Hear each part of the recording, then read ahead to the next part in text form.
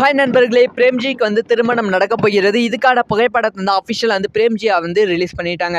அதாவது ஏற்கனவே வந்து சொல்லியிருந்தாங்க, பிரேம்ஜிக்கு வந்து இந்த மாதம் 9ஆம் தேதி பிரம்மாண்டமாக திருமணம் நடக்க போகுது அப்படின்னு சொல்லியிருந்தாங்க. அதுக்குள்ளே வந்து சோஷியல் மீடியாவில் இவங்க தான் பொண்ணு, அவங்க தான் பொண்ணு அப்படிங்கிற தாக்கு எல்லாமே வந்து பயங்கரமாக போய்கொண்டு இருந்தது. இதுக்கு வந்து வெங்கட் பிரபுவும் ரிப்ளை வந்து கொடுத்துருந்தாங்க. ஸோ இந்த மாதிரி வந்து சோஷியல் மீடியாவில் தவறான பதிவுகள் வந்து பரப்பாதீங்க. நாங்களே என்னைக்கு பொண்ணு, எப்போ என்ன பொண்ணு, யார் பொண்ணு அப்படிங்கிற விஷயத்தை வந்து அஃபிஷியலாக அறிவிப்போம். அந்த ஒரு போஸ்ட்டை வந்து பரப்புங்க, அந்த ஒரு பேரை வந்து பரப்புங்க அப்படின்னு சொல்லியிருந்தாங்க.